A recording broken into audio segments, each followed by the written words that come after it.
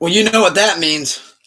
That means on this blessed, wonderful, beautiful, sleepless Sunday, we are indeed live. It is Pull Up a Chair episode 76. Thank you to everybody who tuned into Sleepless Radio episode 185 last night. It was indeed a slugfest. It was a great night, but that was Sleepless Saturday. This is now Sleepless Sunday, whole weekend of sleepless shenanigans, and we are back with Pull Up a Chair.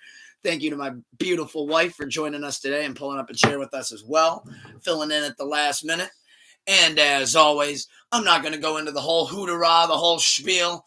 But I think you know who it is by now. It's the creme de la creme, the one that they do, in fact, call him Mr. El Tucker Tente, your ultimate sensei, your captain speaking here. So, before we get down to anything, down to the brass tacks, the madness that's went on in the simulation over these past 2 weeks, how was your week all in all, sweetie? It was good. Hope your guys' weeks were going good too. Actually, no, I had a horrible week. I was fighting off kidney stones all week. I was about to say, when you said, oh, good, I was like, what part of that was good? I forgot because I felt good the last 2 days, but I fought off 2 kidney stones all week. I don't wish it was on anybody, but besides Dan Schneider. But yeah, besides him, which we're going to get to him for sure later down the line. Just letting the group chat, old musicology, know that we're all alive now. So, oh yeah, I got to shoot you over the topics too. Look at that. Rookie move. Take 2 weeks off and all of a sudden you got rust. Unbelievable. All right, let me ship that over to you real quick. Overall, though, my week was kind of trying to just attend to you, make sure that you were okay and that you were doing good. And got some gaming done because you fell asleep downstairs in the home studio a couple of nights. Doze off the Emperor's Groove. No, I'm kidding. But, yeah, no, glad that we are on the other side of that, though. And overall, in the past 2 weeks, though, things have been looking up. We're looking on to brighter and bigger things in 2024. Mm-hmm. But now let's, because obviously over these past 2 weeks, this brain never stops thinking. I've been thinking of some crazy shit. So to get us started, I was curious on, before we dive into like I said, anything crazy going on there. Now we can get some order in the court, god damn it. But, so with that being said, though, one of the things I was thinking before we get down into any of the shit was I was watching Godzilla because a lot of people know I watch that all the time. Yeah. Always watching either King Kong, Godzilla, watching some kind of sci-fi crazy shit. But it got me thinking, because I was fried watching it for the 100th time, that if you guys, asking you this as well, and myself, but if you could make any animal Godzilla size, what would it be? Any animal you could make it Godzilla size, what would it be? A dog, so that I can have a life-size Clifford. No, I'm talking like bigger than Clifford. Like this is Godzilla size. Yeah, huge, like a giant tiger. A tiger, because then that'd be. Wow, you went straight for shit that could literally end civilization. Yeah. Wow, I was thinking more like, I mean, obviously, you know. Well, it'd be kind of stupid to say gorilla because it's like we do got King Kong, so I guess everything but that. You said a tiger. See, like. Tiger, though, because now you got that thing. Now it's stretched across the city. You're dealing with 4 paws. It's going to start fucking shit up. Like, as I've always said in those movies, like, the amount of destruction that happens to the city is just baffling to me. I'm like, literally, that city's going to have to be completely reconstructed from the ground up. All because Godzilla went on a walk. Like, it wasn't even like he did anything, throw something. He just walked. It was the slowest and the town just fucking got destroyed.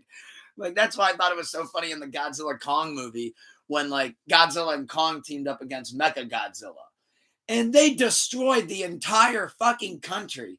But when Godzilla and Kong were walking away, the people there were like, yeah, woo, really saved us. And I'm like, yeah, but now everybody's got a construction job for 180 hours a week. Like, just to even get your town good within maybe 50 years. And that's just this town. Yeah. What about every skyscraper that got toppled over because he flailed his arms? Like, what the hell? But I was thinking, though, like, one of the animals that I could not get out of my mind that I would love to see, just what would happen if they were Godzilla size. What the fuck would an ostrich do? I don't think it would know what to do. It would make it 100 times more terrifying, though. Ostriches are, like, already big. But what I mean is, like, imagine the ostrich, like, okay, it's huge, it's chilling. Everybody's just kind of like, okay, it's not really doing anything. It's just kind of chilling there. Like heaven. Like, we don't really know what to do with it, but we're just going to let it chill. But where everything would get really terrifying with the ostriches is when it goes to put its head in the ground. That, for whatever reason, I can't get that image out of my head of like somebody just like walking under it trying to get to work, and he's like, it's like day 50 of this wild, randomly just giant ostrich just right there in the middle of Times Square or whatever. And like I just picture like some guy just kind of like walking under, like, okay, don't let today be the day. And then all of a sudden you just see that thing go and just start driving its head into the ground. You're like, oh shit! You're like trying to like outrun it, or else you're gonna get squashed like that. Plus, when it hits the ground, it's obviously gonna create a huge Cleveland-sized pothole. That's how probably a lot of those potholes happen. The big giant Godzilla ostrich comes out in the middle of the night, and just tink, headbutts the fucking ground. Just Bill Goldberg to the ground, just boom. But no, Godzilla came to mind. I was thinking too, like, what about like a squirrel? Because like I was thinking, like, what would get more terrifying My mom would just if it was in a Godzilla, like Godzilla size? Because like you said, a tiger. But like in my head, I'm thinking like, well, a tiger's terrifying anyway. You cut it. I bump into a tiger out in the jungle, I'm dead. That's it for me. That's it. So of course I'm terrified of it. I bump into an ostrich, nothing happens. No, well, but you bump into a Godzilla-sized ostrich, and it's like, okay, hold on, we got to see this. Apparently, you've never bumped into an ostrich, because that's definitely They're not really wild around here, no. Not typically domesticated. Haven't really got to bump heads with one yet. But they don't just chill. They're mean. Oh, it's not gonna fuck me up, right? Yeah, it will. Poke your eyes out. If I lock eyes with an ostrich, it's first instinct. Hold on, it is. It's hold my beer. I gotta go fuck this dude up. Yeah, quite literally. How's it gonna fuck me up? Peck me? Yeah, you've never been pecked by a bird of any kind, apparently. I've legitimately never been pecked by a bird. All right, well then there's the answer, folks. People who've like been pecked by birds and like, you know, possibly been attacked by just a bird. Yeah, I know that a bird's the word. Can screw you up real good. I'll put hands on an ostrich. Just like a kangaroo. I'll put hands on an ostrich. Oh, okay, now hold on there. And now there. it's jumping to the fucking moon. No, hold on there. It's funny that you mentioned a kangaroo. I was thinking about a kangaroo. Nah, that's terrifying. Kangaroo Jack at 800 feet tall. Nah, and every kangaroo is like a fucking black belt and is like an insanely phenomenal kickboxer. No, I don't want no part in the kangaroo. Don't make that thing Godzilla size either, because if that motherfucker starts hopping around the way a kangaroo hops, fuck Godzilla, fuck King Kong. That is now way more terrifying than anything else. If that thing starts giddy upping in the fucking city and you're dodging this giant pogo stick of an animal that's trying to fucking come down, yeah, no way. No kangaroos. But an ostrich? What about a sloth? Now, sloths are mean. They'll bite you. Godzilla size or regular size. Preface it. Yeah, regular. Like a ginormous sloth. What would that do, though? I'm trying to think, like, what would it do? Like, would it just be hanging on, like... claws? Like, its normal claws are, like, already, like, dumb, long, and curled around. So now I see what you mean. Now it's like they're going like this. He'd have some Wolverines on those suckers. Might take a couple days to come down, but once it does, you're getting scooped up by these nails. Come back right up. Oh, shit. That'd be see. I feel like this is just an endless rabbit hole. I could probably rant on this for like 6 hours, but I'm still trying to think though. What would be like a couple more like maybe funny ones or like obscure ones? Like what am I not thinking of? A giant meerkat. Meerkat. What about a pink flamingo? A pink flamingo? Is there other flamingos? I think there's other flamingos, right? I don't know. I didn't think that there were. But like, what about a giant one though? No, that one. Imagine the legs on that sucker, though. You could take that thing. No, okay, that's Jack and the Giant. Yeah, it can't be afraid of a giant. Oh, the best scene. That's actually people who run the DMV too, so I feel like that was pretty accurate. Next person, please. Like, okay, like, wait, you've been smoking menthol since you were 4? Like, why'd you say Sharon? No, hey, Ozzy had to catch a stray after what he did to me last night. But no, we can pivot off of that though. But I've been starting off with just light thoughts that I think of in my fried mind throughout the week. I happen to find quite a lot of an amusement in that. But I didn't realize that it updates on both. Then that's interesting. Well, that's my job. You just took away from me. I'm sorry. Didn't mean to step on your toes there. I was just Don't know why I went for it myself there. But so to pivot off, gonna dive into some new music reviews, which is gonna kind of lead us into, I know, the thing that everybody's been talking about on the internet. If you have a phone, you've commented on it. But first, because we do have 2 weeks to catch up on, let's dive into some new music reviews. Starting with last week, of course. So last week we had quite a big New Music Friday, as well as we did this week. Cardi B's back outside with another single. This record was called Enough, in parentheses, Miami. I've been bumping that quite a bit. I like the 3/6 sample that she rocked with. Thought that was a really good record. I've actually bumped that probably a good 5 times already, so I was digging that. Party Next Door. Oh, it's a little tricky. He dropped a record called Real Woman, and normally I love Party, but that one I was not jumping out the window for necessarily. I kind of thought he went a different route on that, and I know he's getting ready to drop P4, I believe it is soon, but not one of my favorite singles, but all the other ones so far he's hit on, so I'll take it. Sexy Red, one of your favorites, she dropped Get It Sexy, another new record with Tay Keith. That was a bop. Sexy Red for President. So we got Ski Mask dropped the new record, Shabuya. Yeah, that's what it is. Shabuya. Yeah. Shabuya, roll call, sir. Yeah, no, I'd rather hear that than the song he put out. I wasn't a big fan of Shabuya. And I know that like his name right now is in the light because of everything given that happened with Cardi B. But I don't think he capitalized well on that at all. I'm not going to put the hater hat on, but no, I do not recommend Shabuya. What I do recommend, though, Chuck Stranger's dropped a phenomenal album. Forsaken Lover's Plea, that would be my highly recommendation from last week for sure.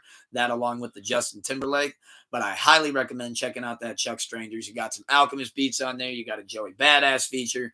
You got some shit on there, and I thought it was even a lot better than I thought it was going to be. Probably Chuck Strangers at his best. Hell yeah, Good Brother Doomer. Yeah, that album is just absolutely phenomenal. Salute to Chuck Strangers on that. Like I said, that's on my highly recommendation pedestal for the week. Justin Timberlake dropped a new album last week, which I know Reddit was saying that apparently that's a guilty pleasure of mine. And I'm like, okay, pretty sure a lot of people love Justin Timberlake, but not sure where you were getting at there. But I am a JT stan, and I thought that new album was really good. My favorite on there being Sanctified with Toby. I don't know how to pronounce his last name. Obviously, got In Sync back for Paradise. I love that one. And actually, the title track would be my third one to peep on that. That was Memphis. Real quick, too, scatterbrain it for a second. The ones that I did want to point out on Chuck Stranger is Polish Jazz with Joey. Then you got Grass with Obi Say. And then you got just the record of Forsaken Lover's Plea, which the album ended up being named after. I highly recommend those. And then another album that came out last week that I sat with, because this has always been one of my guys as well, Salsa Baby, Bang Bang. Got Chief Keef, produced by Mike Will Made It. Just a little something while we wait for the album. Got a lot on there that I added. That was the Dirty Nachos album. You got 2 Chainz on there with Pull Up Ghost Clan. You got Sexy Red for President on there again with Damn Shorty. And just Chief Keef doing what he does best, putting out bops, putting out bangers. Fucking facto. Now this week, though, we got Flo Milli dropped an album last week, but I don't know what was going on with Flo on that one. Added a couple records, but I thought she overall could have done a lot better with that. Tierra Whack, though, dropped another album that I do highly recommend that you check out. Putting that right up there with the rest of them. This is Tierra Whack. The album's called Worldwide Whack. Worldwide Whack. I ended up, all these fucking tongue twisters, Jesus. I did end up adding 6 on that, though. I added Moon Swing, Misbehave, X, Movies, 2 Night, and 27 Club. The 27 Club being my favorite on there. I thought that was actually really good. So to lead into the new week, though, how would you like to steer this ship? You want to start off with albums? Well, actually, I think it's best if we start off with singles and then work our way to albums, given what talking about the albums is going to lead to. But before we get to anything, I just wanted to throw this out here real quick. This dude that I worked with at an old job, he's the drummer of this group. He put out a new project with his band. It is a rock album. He put that out this weekend. The band's name is Houdini's Code. The album's called Escape. I haven't got to check it out yet myself, but I did add it off rip. Great dudes. I haven't got to meet the other guys, but I know he stands by him big time, and I wish the best for the band. I just wanted to shout him out real quick. Houdini's Code. Go check it out. Album's called Escape. Cool-ass cover art, too. But talk about some new singles. before we get to anything, I know you guys knew that I was excited to talk about this, and I don't really have too much to say. But Mac Miller, man, your whole career post death, unfortunately, but it's just been done so right, held so together, and just everything's been nailed. I think just to a T. I like that they're not flooding us with it, but we got another new single, and as it believes, it would have been on Watching Movies with the Sound Off. This was The Quest that I'm talking about, and man, just such a good record. Happy to hear new Mac again. Anytime you get to hear new Mac and we get blessed with it, we know that it's done right. We can be excited for it. We can enjoy it. We can sit with it. And the route that they went with the drop that they used, the Quest, I really think it was an interesting pick because I've noticed since Death, they were kind of leaning more towards, the more somber ones where this didn't really have the somber. This was hey, I can pick you guys up again, too. I've made you sad for years, but this one's going to pick you up. So I thought that was really cool, obviously. So I don't even have to say highly recommendation when it comes to Mac Miller. You guys know that about me by now. That should be just a given. I just like how I have 50 Cent's floating head in the camera shot, too, by the way. I just happen to know that. Finesse 2 times. 2 of them dropped. Thought It Was Over. That was a new single that I added that I thought was really good. Really fuck with that, actually. Rhapsody dropped a new single as well. That was actually last week, but that was Stand Tall. Always love Rhapsody. Always support the female MCs. What other singles we get this week? Oh, yeah, Shakira and Cardi B dropped, but I haven't checked that out yet.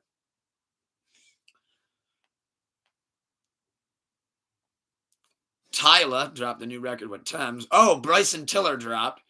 Haven't got around to hearing that one yet, though. I should probably check that out. Alicia Keys dropped. Big Sean dropped, but that kind of ties into what happened on the Future album, so to speak, which we're about to be getting into here soon. Oh, did you see Kenny Chesney? One of your boys, he dropped a new single. Yeah, I did. I didn't get to listen to it yet, but I did see that. Damn it! That would be able to report on some Kenny Chesney. I know. Shoot. I will be seeing Kenny Chesney, though, on June 6th at, oh, God. Where's he going? I don't know. Blossom. I was about to say, you better know what venue you're pulling up to. Blossom in Ohio. Kenny Chesney tonight. I got to make 4 stops to see if I can find the right place. Going on my cousin's birthday, and that'll be our second time seeing them. So I'm very excited. But... Hell yeah. So I believe that does it that does it for new singles. So now to get into the albums. I just want to preface this, and I'll be more equipped next week, I promise. Ran out of time. I do got to still check out Sir's drop, the R&B album, obviously on TDE, but I still got to check that out. A lot of records in there I'm excited to hear. That one I have not got around to yet, so I'm not going to speak on that. But from what I've heard on the singles, absolutely amazing, absolutely phenomenal. I'm really excited. It's a TDE drop. You know me. I could probably tell you I highly recommend it right now because I guarantee it's going to be a solid body of work. So, with that being said, though, we got now. This is a new way to call a deluxe album. Oh, if Doomer's going 8 out of 10, then I'm even more pumped because that probably means I'm going to go 10 out of 10 because I'm just overly generous. So, Olivia dropped a very interesting deluxe. Now, deluxe has kind of been something that we can't get away from recently. There's Nitro Mega Deluxes, Insano Deluxes, Expanded Deluxes, Hidden Hills Deluxes. We don't even know anymore. But now we have so Olivia had her album originally called Guts, and her deluxe is called Spilled. Spilling Guts. Mm-hmm. Ah, Olivia, what a genius. What a forward thinker she is. So, she ended up inside the box, and she's thinking right outside. Yeah, we're all thinking inside the box, and she's 3 boxes outside of us, our box, thinking outside of that box. That's how fucking far out there Olivia is. But she dropped 5 new records on the Guts Spilled edition. I've actually got to listen to a couple of those so far, and I think Olivia is really talented. I'm surprised I heard them before you, actually. Yeah, I didn't. Well, I mean, where was I going to listen to them on my deathbed? Oh, yeah, that's true. Trying to pass a kidney stone. I need to listen to that, Olivia. 2 kidney stones. Doctor's like, let me prescribe you this Guts Spilled Nitro Ultra Mega Deluxe Expanded Edition, and you're going to be just good in 3 days. But Joyner Lucas dropped an album. Really do recommend that. Still got to dive into that one a little bit more because he's obviously saying a lot of different shit on there. But I really like the one with Jelly Roll. I really like the single that he put out with Conway. Thought What's That was a banger. I thought Cut You Off with Youngboy was pretty solid. The Logic Twister record, still all right, I thought was really cool. And 24 Hours to Live, I thought was really cool too. But no, highly recommend that one as well. Love Joyner Lucas, and I think this is probably his best album yet by far, from at least from what I've heard.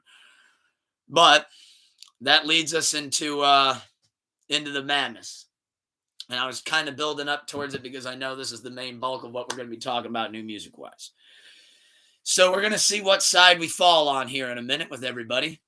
So, Future Metro Boomin announced an album about 2 weeks ago, started rolling it out real quick. And as it turns out, the album's called We Don't Trust You. We got Future, we got Metro Boomin, we got some features on here. We got The Weeknd, we got Travis Scott, we got Kendrick Lamar, we got Playboi Carti, we got Rick Ross, who he was on there. And now, ultimately, it has created madness. And I know I ended up telling you about it literally the day after, because it literally shattered the internet into pieces. So Kendrick Lamar's feature, first off, I like the album. Let me talk about the album first. I like the album, quite a bit on the album that I added, because obviously I don't have to pick a side. I have no chip in either basket, so I'm just outside spectator who just loves hearing good music. I had no idea going into this album, first off, that it was going to be pretty much a diss album towards Drake. And they were going to align with a bunch of people that don't like Drake and don't fuck with him, it being all those people on that track list. I've now seen that there's a fallout with Rick Ross unfollowed Drake. Nav unfollowed Drake, who produced on there. Weeknd unfollowed Drake. Future, I guess now him and Drake, they hate each other. They've hated each other now behind the scenes for a minute. Obviously, Metro, everything that he had beef with Drake, so he wanted to obviously produce the whole thing, try to get everybody on there. And Kendrick on his verse, unlike that, wasted no time. And he opened fire on Drake and Cole. Open fire. No sneak. He said it. Fuck sneak dissing. Fuck first person shooter. Y'all gonna need like 3 switches. And then fuck the big 3. Homie, it's just big me.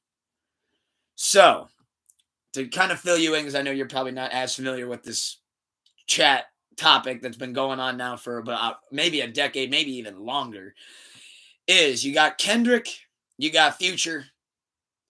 No, you got Kendrick, you got Cole, you got Drake. People in hip-hop, it's a general thing and a general thought. It's a very popular thought that in hip-hop today, they are considered the big 3. Put that in quotes. They're referred to as the big 3. Those are the top 3 guys. Any way you cut it, when you have a top 3 conversation, those should be the 3 in the convo. Kendrick, originally, obviously, when he first started off, there was the Club Paradise tour where he was with Drake. He's got the 2 records with him. He's got the one on Take Care. He's got the Poetic Justice song. We got Kendrick and Cole doing potential collab album. All those rumors. It's all peace and happiness. As the years have gone on, obviously, it's no longer that. Drake and Cole have always remained cool. Obviously, they just toured together. Phenomenal tour. Amazing chemistry together.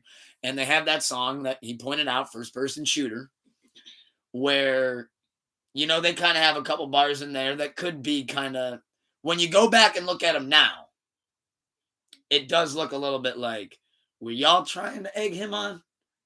Like, at first, it just sounded like you were just talking, But the way Kendrick responded to them was almost like Kendrick, when he heard that album, heard it different than everybody else. Because to Kendrick, I think he heard it as like Drake and Cole being like, oh, you're talking to me, aren't you? Where everybody else, me listening to it, the last thing I thought was, yep, that was aimed at Kendrick. But based on how detailed and how well Kendrick responds to this shit, it makes it sound like, nah, y'all sent something there. A very subliminal shot, but still a subtle shot that you wanted me to hear at the end of the day. But to kind of open up the floor, for some questions. How do you feel about this in general? Because now it's officially, it's hit the fan. People want Drake to respond. People want Cole to respond. Of course, they're going to end up firing something back. I mean, Drake's already walking out of hotels and there's people yelling, Kendrick's better, and getting Drake to like look over at him real quick, like, whoa, like, is this really a thing? And like, I know people were joking, like, oh, he's on way to the studio now. Some people say Kendrick didn't even want to diss Drake and Cole. He just wanted to steal Big Sean's moment. That's why I mentioned that with the single. For whatever reason, whenever Big Sean's trying to roll out an album or why is that? Let's just stop there for a quick second. Kendrick really does pull a Jay-Z when it comes to Big Sean. Because there's a rumor for years that whenever Nas drops anything, that's when all of a sudden, oh, we're getting a new Jay-Z feature tonight. What do you know? And I feel like with Big Sean, it's the same way. He's like, hey, I want you to be on this Control song. I think it'd be dope. I'm going to use it as a single. Kendrick's like, yeah, that's cool. I'm going to diss everybody on it, though, including you. Oh, yeah. It's going to completely outshine your verse and JLX. All right. Then when he went to go roll out the album, he's like, how about the same day you drop your album, I dropped my first single to Pimp a Butterfly, and I put out the video for it, too. And it's just like, all right. And then Big Sean has this whole thing over the past 2 weeks about this is a next single back. This is going to be a big moment. This is my return to the game. And Kendrick said, fuck you. I'm calling out Drake and Cole today. Nobody's talking about your song. So I don't know why Kendrick hates Big Sean, but I think there's something to be addressed in there too. But how do you feel about this overall big three? How does everybody feel about this big three? I'm a terrible person to ask about that because I don't give a hell either way. That's why I actually think you're a great person to ask about I really don't give a shit who's better, who has the better song, why we're beefing over what. Like, I don't like. Well, now that we're about to dive into. That I don't. I don't. I just wanted to start off with the record before like, we get to the background. Whatever fucking Future album you played in the car the other day was ass to me in my ears. I don't like that type of music. That was actually something that like I had to turn off. I could not listen to it any longer. So I really don't know. I really don't know. Obviously, well, I think. Well, just how about this? Flat out, straight up. Who do you think is better, Drake, Kendrick, or Cole? Kendrick. Okay, then who? Cole, then Drake. Wow. Kendrick, then Cole, then Drake. I don't know if I quite agree. But again, I'm not a really super that's why I think you're actually person. Great to like ask that is because like you're not diving into like the intricacies of it. You're just saying face value. Boom. This is who I'd rather listen to. Yeah, 100%. Yeah. Well, I do like Drake's nostalgic feel over Kendrick and Cole, so maybe I would put him like. See, it just like depends because it's like I think Kendrick is better than Cole than Drake. That, in my personal opinion, and my non-super intricate mind of hip hop music, I think that's my order of who's better at this as producing the song and giving the lyrics and all of that. That is what I think in my mind. There are go bing bing bing. Music feel, though, I would say Drake is my number one only because of the nostalgic feel that I do get listening to him from just like growing up. And I did gravitate more towards Drake growing up. That I will say. My thing when I go to breaking down the big three, let's read Doomer's take. Good brother Doomer. I think Kendrick just has a massive ego complex and wants to be number one to everyone and probably hates that he's always put in the conversation with Cole and Drake. Yeah, I could see. I think there's some of that. I could think there's some of that in there for sure. Here's my thing. Whenever you talk about the big three, I think you got to do it like this to be fair. See where you can just face value. Boom. This is what it is. I'm gonna literally go chapter for chapter, like category for category, real quick on how I would break this down. Who's the better performer? Kendrick. That's Kendrick. Boom. So there's a point for Kendrick. Who's the better, now this is where it's tricky, who's the better lyricist? That I would say would be J. Cole. The lyricist I would say would go to J. Cole. Especially when you go to output compared to Kendrick's. because Kendrick has slowed completely down as far as output goes. Mm-hmm. Yeah, obviously. Now, quality of output, I go Drake. He drops very often. Yeah. There's not typically a wait. And 3/4 of it at least is usually replayable to the point where I go, damn, this is really good. Who's the most versatile? That one I go Kendrick. Now, part of me wants to say Drake because, yes, he can sing, he can rap, blah, blah, blah. But Kendrick's rapped over so many different kind of beats and done so many different kind of flows and different just deliveries and just approaches that, like, I feel like when it comes to versatility, I mean, people were making fun of him this week saying he makes jazz drill music. Like, so I would give the versatility to Kendrick. Who makes more hits? Come on, now that one we can speak in facts. That's Drake. All day bread and butter. That's his bread and butter is the hit. Yeah, of course. The number one hit. Yeah, that's no doubt. Who's the best at features? J. Cole. I'd probably give that one to Cole. Consistent. Always makes a moment. But overall, just whole package, everything included. How would I rank that? Oh my God, I'm going to get hell for this.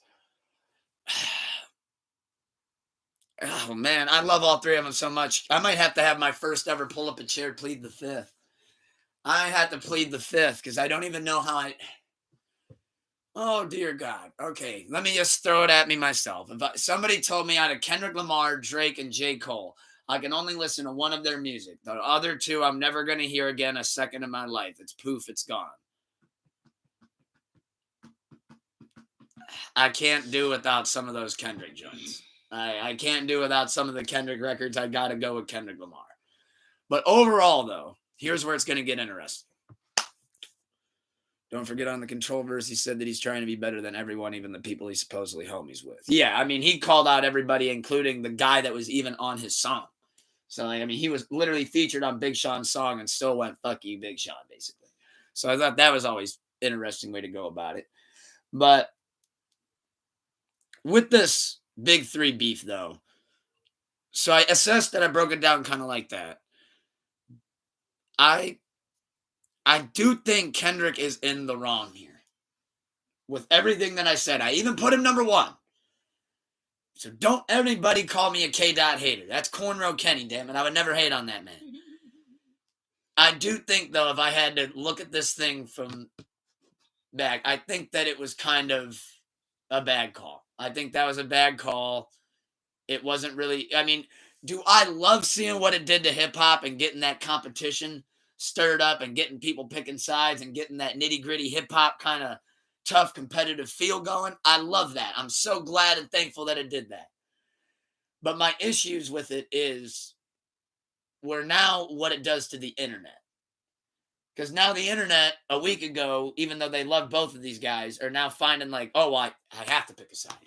Yeah. Am I future Metro Kendrick, Rick Ross, or am I 21 Drake Cole? Like, you know, and it's like... it just doesn't even have to be like that. Literally, guys, you have no eggs. Like, you know, you have no eggs in the baskets. Like, just enjoy it all. Like, it's like you said in the you don't work at the label. But like you said in the beginning, like, it's just all good music at the end of the day. So it's like, who gives a hell if you, like, you know, future Metro, whatever, whoever, or Kendrick Drake 3 people. Like, you know what I mean? Like, it just doesn't... Enjoy the fucking music. And, like, my thing, too, is, like... I don't like how Kendrick hopped on a feature on an album where I'm sure as soon as they played it for him in the studio, he was probably like, oh, I know it. Like, I know what this is. This is, we're kind of all ganging up on Drake. And, you know, and what I'm going to do is I'm going to get on this record. I'm going to call him out directly because we're all just beating around the bush essentially here. So I'm going to call him out directly. And I'm going to rope in Cole with him too. And I'm going to call him out too. He's getting shots. Are we thinking that Kendrick is jealous? Because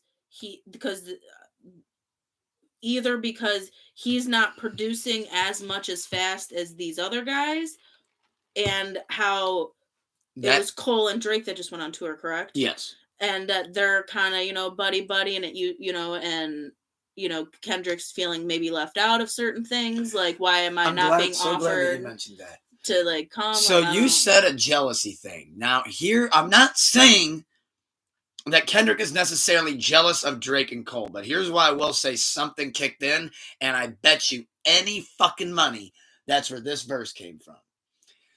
I think, hear me out, this isn't tinfoil hat, I don't think, but stop me if it is. So, last year, when Kendrick Lamar wrapped up his Mr. Morales and the Big Steppers tour, his tour was the highest grossing hip hop tour of all time. Highest grossing hip hop tour of all time. However, I think where some bitterness kicked in was he heard the first person shooter. And to go back to my point earlier, where I think he heard something else in there that he thought was about him that we didn't. So I think that was like him just being like, okay, but I'll let it go. I think he was like, okay, I'm just going to let it go. I'm going to stick to working on music at the rate that I do. I'm not going to address it. Maybe I'll address it on my album in 6 years or whatever, but I'm not going to go in on it now. I think where everything changed for how Kendrick is looking at this whole situation with the big three, I think it all changed at the end of February. Here's why. Even though it was a couple days shorter, which I think also kind of played a factor maybe in some bitterness, but beside the point, in the month of February and like a week into March alone, Drake and Cole have already grossed more than that tour, and it's not even over.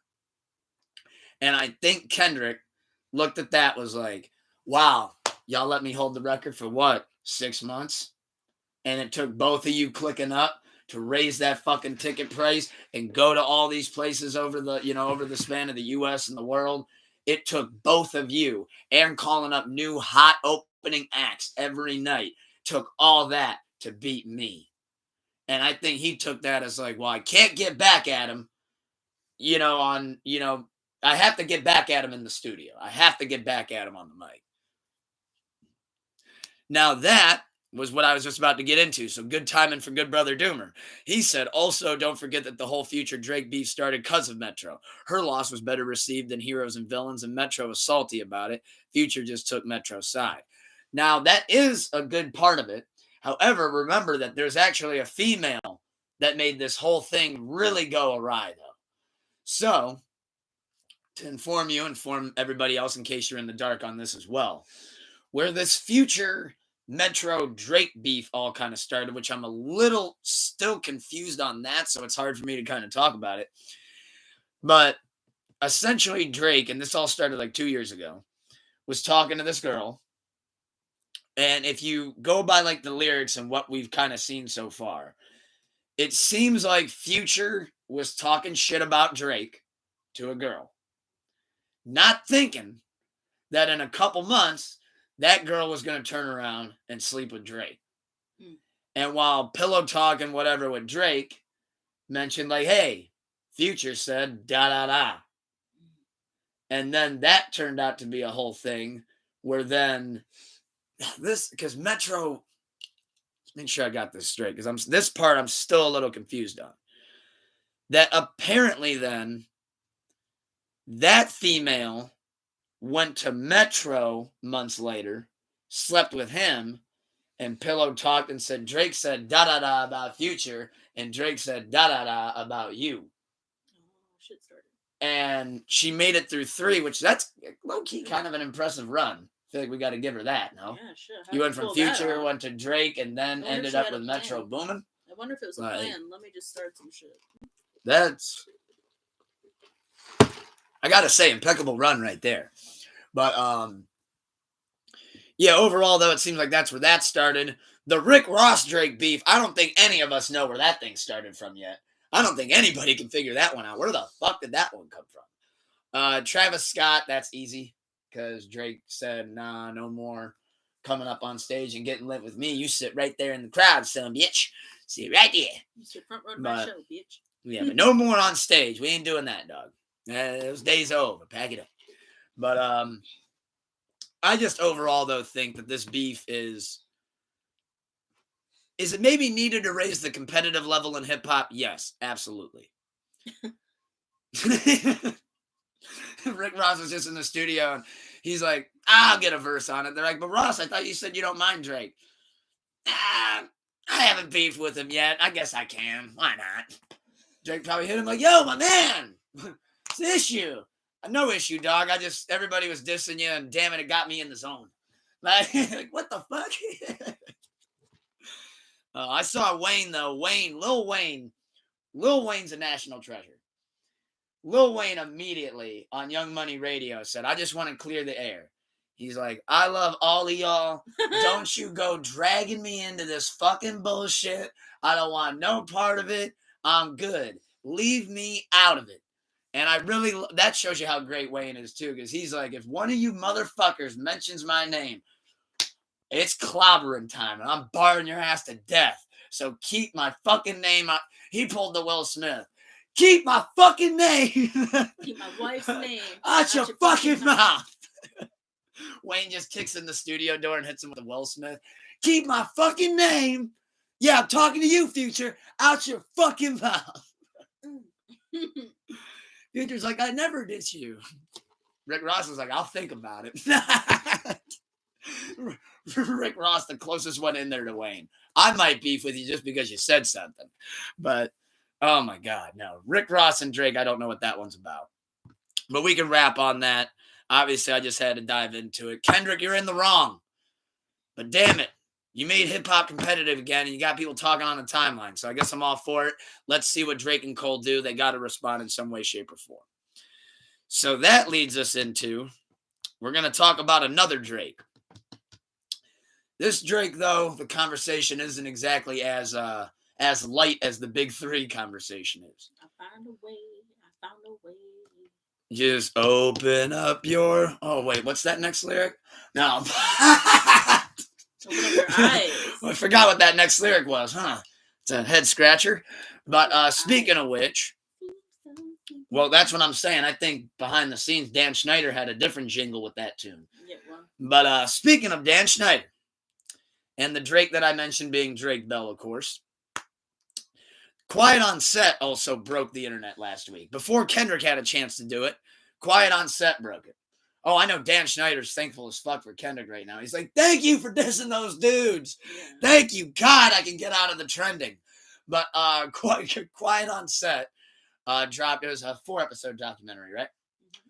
Mm-hmm. That covered all the dark, essentially, pedophilia and just all the crazy dark. The dark side of kids TV. Yeah, all the stuff the dark side of Nickelodeon, specifically Nickelodeon, and the Nickelodeon shows and the stars. Early 90s, a fuck time. Early 2000s. Oh, early 2000s. Early 2000s. I mean... Oh, I'm sorry, late 90s, early 2000s, fuck time for TV. I was going to say, if you were born in the early 90s, you know... Yeah, because that's when Dan Schneider took over. Yeah. But for those that maybe haven't seen it, essentially it starts off, it kind of gives you a recap of just Nickelodeon and what it was like and how they kind of grew it and how Dan Schneider ended up in the position that he ended up in. And then it dives more into, once he was in that position, what he did and how he elevated Nickelodeon. The sickest thing I heard, though, in all of that honestly makes it to the point where, I don't think I could ever even turn on an old Nickelodeon show, was when I saw that he had essentially the idea to build Nickelodeon was that it would be, how can I get a hub full of kids that look at me as their god, was essentially the model, the business model that he had in his head. Well, yeah. Because obviously he didn't say that out loud, but in his head, the idea was, how can I get as many kids as possible to be around me that look at me as like a god? Yeah, what can I do? What is the easiest way to get a child sex ring, basically? Yes, in broad daylight, right, without making it look like that's what I got. And it's just, the series, one, is sickening, and trigger warning if you have experienced any sort of abuse in that sort of sense. And my heart goes out to you if you have. It's a hard watch if you have been through something like that. But it's also opened your eyes. I mean, look at, yes, these TV shows, but then look at these other child stars of Full House, what the girls went through. Why do you think Mary-Kate and Ashley Olsen do not want any sort of part of any sort of TV anymore? I mean, you gotta look like Lindsay that Lohan. time. She went Granted, from that Herbie. was well before the Full House was well before this, but it's the same sense. Where do you think that these people are getting this from? Those old TV shows. I personally do not think children should be in TV. Like, I don't, to a certain extent. Like, I don't. That gets a little iffy. And I just, why are, I just, certain extents that need to be taken place. Parameters around it. But also, why is Nickelodeon specifically, only because that's what we're talking about in this sense, allowing these child labor laws to, one, be broken, and two, yeah, we got 7-year-old Amanda Bynes working a 16-hour day. Their parents are legally required to be on set at all times. Where the fuck are the parents? Where are you at? Well, Amanda's were just like letting her just free for all. Well, yeah, Amanda and Drake. But but if you read Jeanette McCurdy's book, I mean, I have not, but I've saw snippets and stuff. She's talked about this for fucking years. But it took a documentary to come out to be like, oh, now I believe you. But you couldn't take her word for it before. You had to have multiple other people come out and say that, that she's right. That's happened to me too. That to me is a little sick too, because nobody fucking believed her. Well, I mean, even just like after that, documentary aired, and then like now some of the people coming forward, like on a lighter note, because I mentioned this to you in pre-pod, I just thought this was hilarious. The guy who played the Just Jordan character. Well, after the doc aired, somebody tweeted and was like, this really makes me wonder about whatever happened to Just Jordan. It only made it like 1 season and 2 episodes in, and then it was just never heard of again. What happened? And the guy now, who I think it said he's like he's just a retail worker. He don't give a shit. He quoted and he was like, sorry to break it to you, buddy, but I ain't giving up no ass. I just thought that was fun. They were like, hey, we got to implement something else into this contract. And he was like, what? No, actually, I think he said in the Twitter thread, he ended up mentioning that it was his dad. He was like, I don't know, like, I'm not getting a good feel for it. Like, I think you should come on set and just, kind of see how you feel about it, Dad. Because he was like 12 at the time. His dad was like, yeah, sure, I'll come check it out. And an hour into the set was like, yeah, we're shutting this bitch down. I'm getting my kid out of here. I don't know. This is a fucked up place. We're getting him out. You want to do what? Yeah, no, go pack, get your shit now. Meet me in the car. Let me knock this motherfucker out and I'll meet you out there. Like, hold on, what the hell? But, no, overall, though, I just thought it was very interesting, Doc. It was crazy to see just that in general. I could never see that again, though. Like, I could never see anything like Nickelodeon again, though. I'm even good on watching, like, that Doc again. Prayers for Amanda Bynes. And yeah, truly. I mean, I don't necessarily want to say prayers for Drake Bell, but just... it sucks that everything he had to go through and deal. Hopefully he can heal in Mexico and doing what he's doing. Drake Campagna, or whatever he goes by now. I'm glad that he decided to just remove himself from whatever situation that he, would have been in, possibly would have done. I don't know. I don't want to put shit on people's jackets, but I'm just glad that he moved away and he's, just start a new life, buddy, because that maybe it's what's best. Now, just real quick, though, I had a question. So I don't know if anybody or if everybody saw this one, but right after the, quiet on the set, and then it was like a couple days after, the smoke was, obviously going crazy, wildfire. I thought it was very interesting that Dan Schneider decided in the worst time ever to do the worst response video I think I've ever seen. Like, I've seen some bad response videos, bad, terrible ones. That might be the worst response video I've ever seen. Like, R. Kelly on 60 Minutes had it held down for a minute, but I think Dan Schneider made it just beat R. Kelly. I think he just dethroned the R. Kelly apology. I mean, R. Kelly's at least was entertaining. He gave us some shit. I'm fighting for my life. Like, and I firmly believe he felt like he was firmly fighting for his life in that moment. That was good TV. That was content. Dan Schneider, though, just sat there like this the whole time. They're like, so, can you get into the massages? Yeah, deeply sorry for that. I probably shouldn't have been doing that on set. I think everybody's right. I think I owe a lot of people apologies. probably shouldn't have made them give me a massage. And then like he answers in the same way on like all the other serious shit of like, oh yeah, you know, like I'm just really sorry.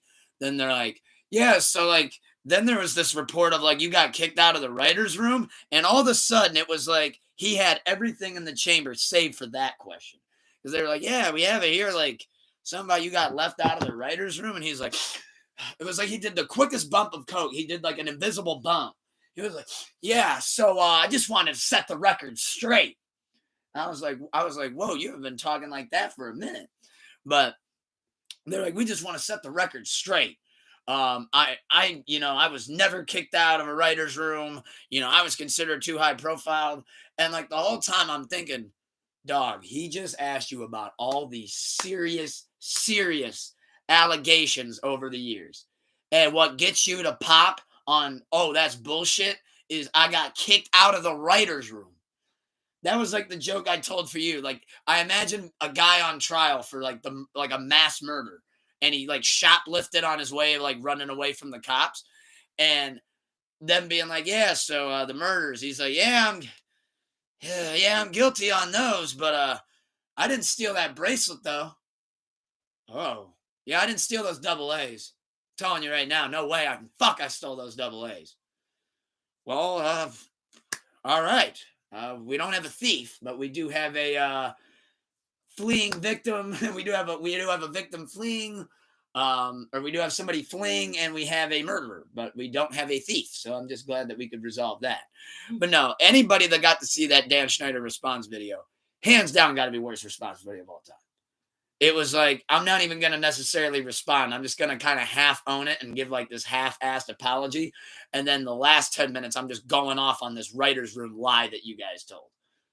Like, that was the lie. Yeah. Everything else was everything, true. all the kid fucking spot on, nailed it with a bullseye.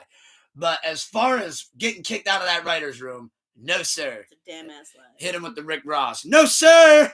Not me. But... No, see, if he would have said that in the interview, that would have been funny. So what's this about you getting kicked out of the writer's room? No, sir, not me. Now that would have been absolutely phenomenal. But no, that was just some fuck shit, and obviously had to dive into that. That shattered the internet. But now that's going to pivot us off into something else a little bit in the TV movies world that I figured could get you going, because I know that it's been rumored now for a while, and I know a lot of people love this show. But The Office has decided that they're rebooting the series. They're moving it forward. Complete new recast. And the old Office members are not feeling it. I saw Kelly's not feeling it.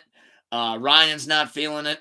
Dwight's really not feeling it. Why are you going to try to remake such an iconic show? Like these people were so casted so perfectly for each of these roles that it's like, how am I, as an Office stan, the Office, like that is my show I watch religiously, how am I supposed to now go watch this reboot of this completely different cast, and it's supposed to be like what, a spin-off or like a direct remake, or like what the fuck is happening? Yeah, and it's barely even old enough for a reboot. That's a great mention. I do agree. So my thing, from my understanding with it, the gist from what I read, is that they're not going to have like Michael Scott, Dwight Schrute, Jim Halpert, but they're going to have a reboot with new characters, and the character's going to have a new name, but they're going to model them after the character. So there's going to be a guy trying to be Dwight. There's going to be a guy trying to be Jim. There's going to be a woman trying to be Pam. There's going to be a guy trying to be Michael. They're probably trying to get a series for the new generation coming up, I think is what maybe they're trying to do. Like a new Office, but for like maybe geared towards that generation of like the sensitives. That like can't handle the "that's what she said" jokes and put it in her butt and like all that shit. Like, but now, see, I think that's what will ruin it. No, it will. 100%. It will. Because like I always go back to this interview where they asked Michael, they asked Steve Carell like a year ago, like, do you ever think about maybe reviving that character, like even just for a one-off, like a movie? Yeah. And he literally goes, he's like, if you wanted me to really be Michael, He goes, I can't do it anymore. It wouldn't be y'all accepted. softies ruined it. Yeah, he goes, I literally couldn't do it if I wanted to, because you guys would be so outraged over it that if you wanted me to really go all out and be Michael Scott again, you just cancel me by episode 3. It's because people cannot apparently wrap in their minds the difference between a fucking TV show for entertainment and like actually being like derogatory. Like people like those the sensitives is what I call them. They cannot in their mind distinguish the two. And I always because not everything is coming at your fucking throat. Like, oh, I'm doing this to be derogatory, or I'm doing this to be racist, or I'm doing this to be this, or this and that. Like, no, it doesn't always. Believe it or not, I actually think if you look at The Office though, think about it in this way. Maybe I'm actually going to blow your mind with this take because I just kind of thought about it on the fly. One thing that I always thought and really appreciated about The Office was, even when, the racist kind of jokes and shit like that said, when Michael Scott says it, in a sense, in the Office world, it's kind of like, well, when he's got all, the different jokes, at the end of the day, he's the one that's kind of stupid. He's kind of an idiot. He doesn't know much. He's the idiot boss. I will also say, like, I wouldn't even call it so much as racist. I would call it as just stereotypical. Like stereotypes, yes. It's very just like stereotype. Like, I'm gonna stereotype. Like, oh, Stanley, you're obese. You must have diabetes. Like, that's like kind of. I think it's more of a maybe not so much racial. Well, now there would be somebody saying, "Oh, he just fat shamed the guy." Exactly, where it's like, "Oh my God, you're gonna make fun of him because he's fat." Like, "Oh my God, how dare you assume he has diabetes because he's fat?" And it's like, okay, like the probability is honestly high because it's a fact, but not even. I mean, just besides the point. But I don't think it. I'm not excited. I don't care about it. I'm not I'll probably check it out, obviously, just to see how bad it is, review or whatever. But yeah. Obviously, I don't give a shit about it because unless Michael Scott is coming in that bitch, I don't care. And like I was thinking, like when they like trying to model a character after Dwight Schrute, like I agree with what Rainn Wilson said. He said, "Good luck trying to find somebody to play me."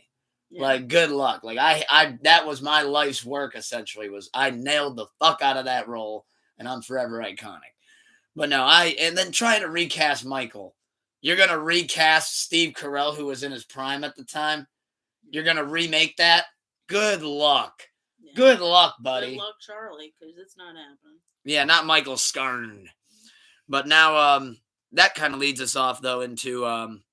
so Office, we do agree, should just stay retired, right? Oh, yeah. Oh, stay retired. Stay streaming on Peacock so I could just rewatch season 1 through 7 super fan episodes for the rest of my life. Well, now, to talk about the biggest what-if in basketball history, in my opinion. Here's another retirement that was actually announced, and I think it's going to stay that way, obviously, because I don't see him ever coming out of retirement. After 15 years, Derrick Rose has officially announced his retirement from the NBA. I don't know. So... I should have given him a more enthusiastic round of applause. I really should have. But Derrick Rose retiring from the NBA, not only does that make me feel a little old, it's like, oh shit, I remember his rookie year. That's kind of fucked up. But it made me a little sad, though, when I saw he announced his retirement. And, like, obviously, he had the whole IG reel where he's got the tears in his eyes. And, like, you can tell it saddens him. And what I think makes it so much more sad is, I think... Curious to see what you guys all think. I think the biggest what if in basketball, maybe even in sports, is what would happen if Derrick Rose didn't get those early injuries in his first couple of years. So, injuries I'm referring to, for those that don't know, why I say the biggest what if, because Derrick Rose has had an iconic Hall of Fame career. And that's with everything that he had to endure. So if he didn't have to endure those things, oh my God. Oh, my God. His prime years were taken away from him. So he comes in. He's rookie of the year. He's amazing. He's phenomenal. This guy can't be stopped. He's the pure package in basketball. He can ball. He can lay up. He can dunk. He can shoot. He can play defense. He's an amazing passer. Oh, my God. His free throw percentage is like something we've never even heard of. This is crazy. What could go wrong? Well, what went wrong was in year 3, he tears that ACL. Bad. heals it, goes to rehab, comes back, night 1, tears the ACL again. Oh my God, he tore it again. But it's Derrick Rose. We know this guy's potential. He's battling back. He's got this. He's played 2 healthy seasons. Oh my God, his team's doing great. And he tears the fucking ACL, the same damn one again. And he even said it, that when he came back, they were like, oh, like, you're really coming back after a 3rd ACL tear? Like, are you excited to be back? What are you going to be back in what kind of capacity? Well, how can we expect to see you? And he looked so sad when he was like, yeah, I'm coming off the bench now. Like, I'm coming off the bench now. And the look that he had in his face when he said that, it was like, coming off the bench? Derrick Rose coming off the bench. He said, I just looked it up. Apparently the retirement announcement's faked. Oh, shit. Well, I hope not. Well, yeah, I kind of hope not. I was thinking that he was going off onto his merry way. But either way, though, I still think my take holds that I do believe that is the biggest what if in basketball history. I mean, at least in basketball history. So if Derrick Rose's retirement is fake, well, at least I got to give that take because I know I haven't got to share that yet on the pod. But Derrick Rose, always wishing the best for you, always salute you, and always just feel bad for what happened because that was just so tragic that we never got to really see the full potential of Derrick Rose. And even if the retirement renounced, it is fake, we're still not going to be able to. Yeah, it's still the same old Derrick Rose that's unfortunately kind of just coming off the bench and doing what he can and getting in where he can. But it's just so sad to me to think that, like, he doesn't tear that ACL 3 times. Yeah, what happened? Who are we dealing with? Do we have a LeBron on our hands? Yeah. Like, it makes me think, like, yeah, LeBron's had an amazing career. Thank God this never happened to him. But imagine if he had to endure that. Yeah. Obviously we're missing points at that point. Like, and like the way Derrick said it too when he originally came back, that he didn't like playing skittish, but he had to play skittish. We're like, normally, like, you could even tell when you're watching him play. Normally, Derrick Rose, when he had that prime, he would have been running straight up to the basket, full throttle, full blast. Let's go for it. I'll spin a couple times and juke out people and do all that shit. Yeah. Where now Derrick Rose is like, you can almost tell, like, he looks and he sees the lane, but do I really want to go for it? Because if this leg does something weird and I tear that thing again, I'm done. Yeah. Like, then that's it. And now I'm really done, and now I have to retire. Yeah. But Derrick Rose, always wishing the best for you, and my, oh my, if we could go back in time and alter that butterfly effect. So, that leads us, though, into some other off-season moves that we got going on. This is in the NFL. So, the NFL's had some crazy off-season moves so far. To just start off with my 2 teams, the Browns and the Niners. First off, when it comes to the San Francisco 49ers, I got to make this statement crystal clear. As a 49ers fan, I'm convinced that their front office does not have coffee pots and water coolers. Fuck that. I'm convinced that the 49ers front office is just a 24/7 open bar. Just an open bar. Everybody's just getting loaded. The GM has a quarter. Hey, do we re-sign Chase Young or do we let him go? We're going to let him go. What? Landed on tails. I don't know what to say. It's 50-50. Yeah, we can let him go. Chase Young ends up signing a 2-year deal with the New Orleans Saints, so we just lost him. They're down. He goes. So that was a short-lived experiment. So that was, I kind of thought, unfortunate. Then you got the Cleveland Browns that are trying to manage Watson's contract and now want to cut into Chubb's contract. And Chubb's like, well, why do I have to lose pay because you want to give that fucker, extra bump in pay? And I totally agree with them. So Browns and 49ers doing their typical bullshit. However, though, the Pittsburgh Steelers, I think, maybe made the best move that I've seen so far. They got Justin Fields, and even though I hate to say this name, we're not going to go down this rabbit hole, but Russell Wilson are now in the QB room. So they went from having Mitch Trubisky, Mason Rudolph, and Kenny Pickett to now having Justin Fields and Russell Wilson. But I got to say, though, with these NFL offseason moves, I've just been loving these memes. all the ones with Justin and Russell are absolutely hilarious. Like they got one from The Dark Knight Rises where it's Bane looking at the one guy and he says, "One of us got to be in the wreckage, brother." And I just thought I actually did that somewhat not too bad. But he's like, "One of us got to be in the wreckage, brother." When Bane was talking to that guy, talking about like, "Oh, the Steelers are just going to naturally have a bad season." I saw that somebody said about the Niners front office GM. They were like, "I'm convinced this is what the GM looks like right now." And it was a picture of Ron Burgundy when he was all hungover, drinking a beer. I thought that was hilarious. Like, oh yeah. But I can't do a good Anchorman. Can't do a good Ron Burgundy. I'm not even going to go for that one. But no, overall, though, I saw that the NFL was just shaking it up this offseason. Bunch of different crazy moves going on all over the place. Niners might be losing Ayuk. I know a lot of people seem to want to be joining Houston. But we still got a draft coming up. So I'm excited to see what more moves we see going on in the NFL offseason. You never know what you're going to see on any given day. But with that being said, you really never know what you're about to hear or see or what's going to go down in an NFL offseason. So we got NFL guys signing. We got the athletes signing contracts, but Tyreek Hill wants his wife to sign something else. For those that don't know, Tyreek Hill of the Miami Dolphins, for one, just to start off with this, he's been having one hell of a rocky start to his year and an end to last year, with the Dolphins ending up bottoming out, getting kicked out of the playoffs, and fucking house got set on fire by one of the kids or something. And then now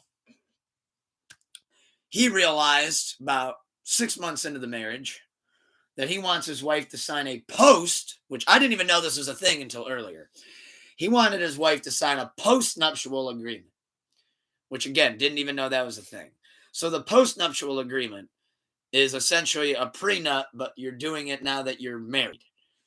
Yeah, it's essentially just like it protects the person if they were ever to get divorced or separated or whatever, that like his stuff is his and her stuff is hers. I think is essentially just what it is, the gist of it. I'm sure there's a lot more details and issues and stuff that go into it, but that's just the gist that I know what like a prenup is, and I'm gonna safely assume a post-nuptial agreement is the same thing. So, but just after the fact, which I don't know. But either way, if that is truly what that is, which I don't know if you wanted to do a quick little Yeah, I'll give a make read. sure that that's what we're talking about before I go. Well, that's Doomer's job. That's Doomer. Doomer's on the fact check.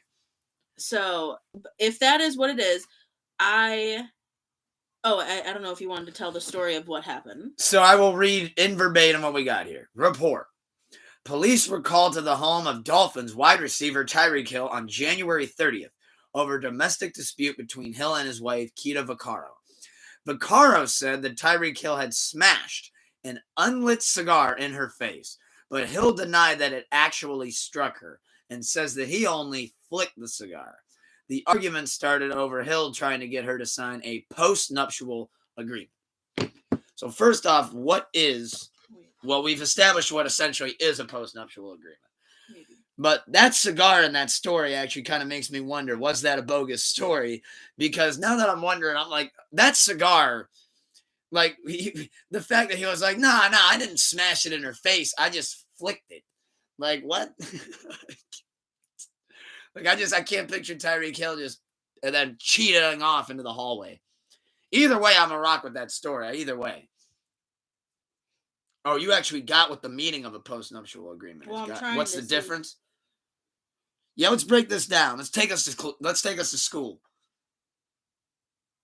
Okay, yeah, I was right. Okay, so it is a written agreement executed after a couple gets married or has entered a civil union, right? Union to settle the couple's affairs and assets in the events of separation or divorce. So yeah, I was right. Okay, so go ahead.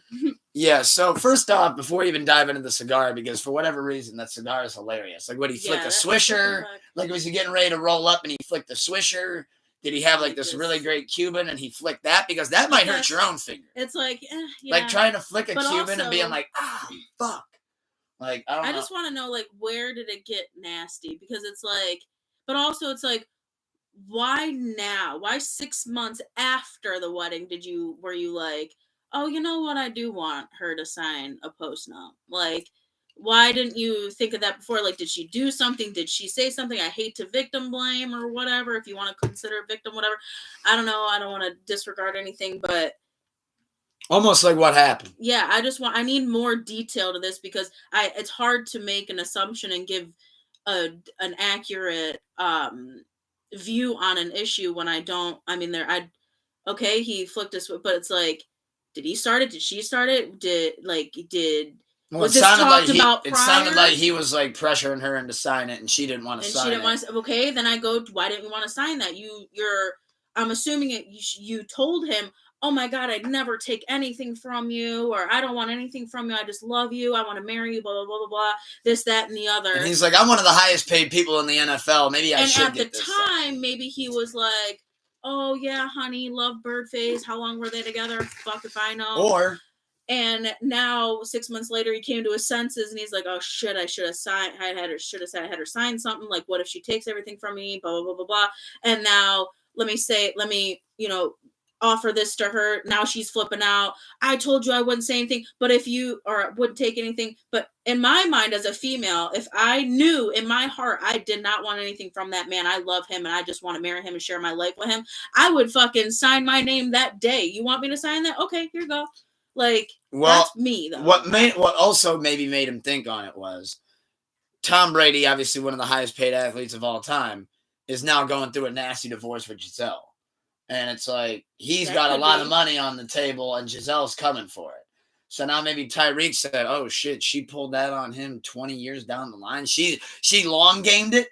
She was a long gamer. Oh shit. All right, let me get this kind of figured out and out of the way early. The only way that I would go after, and take notes, no, after money in that situation, like if I was her in that, is if he did me dirty in some sort of way. If he did me dirty, he cheated on me, or this, that, and the other, you abused me verbally, whatever the fucking case is, you were not nice to me, you treated me like shit, and I did all this stuff for you, and blah, blah, blah. Then I'd be like, no, motherfucker, you owe me shit. But if it's not that case and it's just a civil, we're not compatible anymore, we no longer love each other, this, that, and the third, why are we... You're supposed to be home watching the kids, and one of the kids almost burnt down the house. Like, why are we having such a, like, this is mine, this is yours, this is mine, this is yours. Like, split shit up evenly and fucking call it a day, move on. I mean, like, that's just where I'm at with situations like that. Like, unless it's a dirty situation, somebody did somebody dirty, then there's no reason to be money hungry in that situation. What if he ended up finding out that now get the tinfoil hat on. Oh God. What if, hear me out here, hot take Tucker coming in. What if Tyreek Hill just came to his senses and realized that this is the same girl that ran through Metro, Future, and Drake? Ah, shit. You just found out. She started pillow talking. This is what Drake said about that. Here's what said about that. Here's what Metro said. And Tyreek was like, oh, I've never heard that on any song. What happened here? What do you know? I don't remember that on Thank Me Later. Where did you get that information? Where's your sources coming from? Yeah, so that's pretty interesting though to me, just overall. Then the flicking of the cigar. I need to know, was it a Cuban? Was it a Swisher? Was it a White Owl? Was it a game? Was it a backwood? What kind of cigar was it? Yeah, again, because the backwood, now that's messy because all the backwood guts are going to get all over the ground. Did it paper cutter? I mean, we need to know more detail to this. Was it a stiff shell? Like, did it crack when it hit her? Was it like a really fresh one? He just like cracked it and gutted it and then just... Yeah, did he crack it, gut it, and then just flick the shell? Like... There's a lot going on there, because that'd be funny if he just took like an empty shell. Like, that'd be, first off, you'd have to be really mad to throw an empty shell at somebody. And it just... Like, you're all pissed off. You're like, gutting. You're like, God damn it. Got the shell. Sign the fucking... Sign the post-nup. No, you don't want to? What? Fuck you. Take the fucking Swisher wrap, bitch. I just, I got to always try to bring it back around to something light. And then he like went and got the other Swisher and gutted that one. He's like, don't let the kid burn down the goddamn house. Bam, flip that one too. Look at that. Now I have to go get more shells. Damn you, bitch. Now I got to go back out and get more damn shells. That was both of my shells right there. Last pack. Fuck. All because you won't sign the post-up. That thing better be signed when I get back because I'm coming back with 10 packs of shells, 5 of them to throw and 5 of them to roll with. So you better be ready. But speaking of somebody, though, who did get somebody to put pen on paper, look at this wild transition. I'm a professional now. Tony Khan got Mercedes Mone to officially sign with AEW. That's right. Sasha Banks, a.k.a. Mercedes Mone, is all elite. And it has now been confirmed that she has the highest female superstar contract of all time. Have you heard that? Like, did you know it was the highest paid contract? No. Yeah, you did tell me that. Yeah, so Mercedes, it's official. Sasha has the highest paid contract of all time. We don't know exact figures, but it is rumored that she will be making $14 million a year as long as her duration with AEW. So we, as always, congratulate Sasha Banks. Happy to see Mercedes be all elite. Thought it was great how they debuted her and then how they've kind of been using her so far. Excited to kind of see how she ramps up that women's division over there because I know AEW is in dire need of it. I know that they've really been struggling for a minute as far as trying to get that women's division going. Seems like they had some traction there for a little bit, and then it's just kind of been falling apart more and more because for whatever reason, Tony's been having a hard time booking that. But no, happy to see her become all elite. Sasha, huge fan as always. Just kind of get this done right here real quick. Write that down. Sorry about that. But yeah, so Mercedes Mone, though, being all elite. Really loving right now what's been going on in AEW. I know that they're trying to have a better 2024. I know that they've been just having a hard time in general. But now it seems like they can fill some seats. Big business was big for them. Really happy to just see, though, that they got Sasha. I know they got Okada now. They got Will Ospreay, bruv. So they got him in the fold. Obviously, they got the Switchblade towards the end of last year. Really excited, though, to see what's to come of AEW. Don't got much in WWE world to talk about. I know Rhea just shattered the internet in her own way last night, giving Nia Jax the stink face. But no, just really excited for WrestleMania weekend coming up in a couple weekends.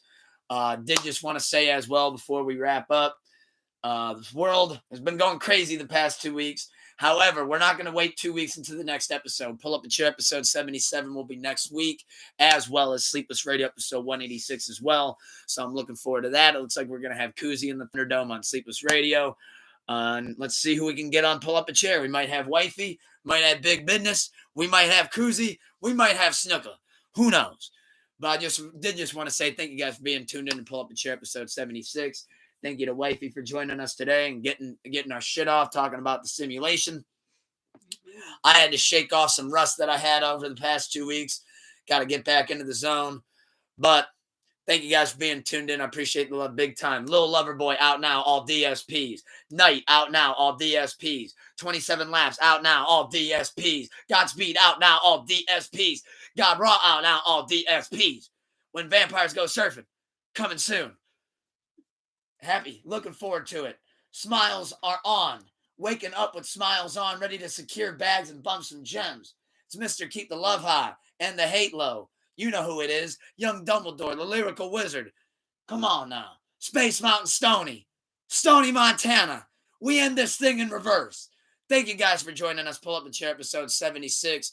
When you wake up in the morning, look in the mirror and remind yourselves of 3 things you're grateful for and tell yourself you love yourself.